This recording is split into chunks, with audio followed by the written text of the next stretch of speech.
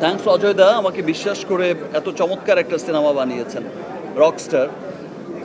আমার মনে হয়েছে যে আমি একটা ভিন্ন ধারার ভিন্ন জনারায় কাজ করতে চাই, যেই জনারার মধ্যে কোনো বন্দুক থাকবে না,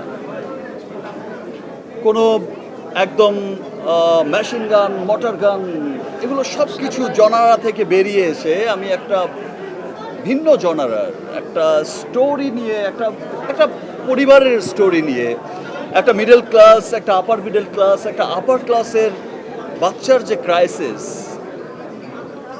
সেই মানুষগুলোর কি দুঃখ, কি বেদনা, কেমনভাবে তাদের জীবন যাপন। মানুষ শুধু আহ, টাকা পয়সা বা আপনারা দেখেছেন হয়তো সিনেমায় যে অনেক বৃত্তশালী হলেই, খাবারের অভাব না থাকলেই যে মানুষ সুখী হয় তা কিন্তু না।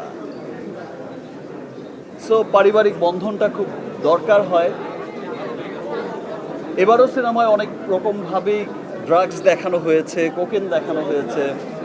আপনারা বিশ্বব্যাপী রকস্টারের লাইফস্টাইল অনেকটা ওই রকমই দেখেছেন, এইখানেও দেখেছেন এখনকার সমাজ যেখানে যাচ্ছে।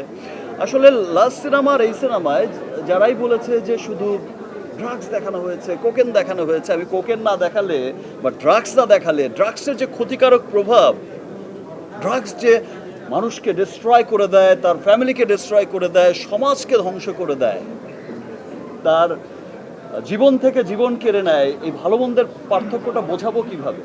ড্রাগসকে দেখিয়েই তো তার ক্ষতিকারক প্রভাবটা বোঝাতে হয়েছে।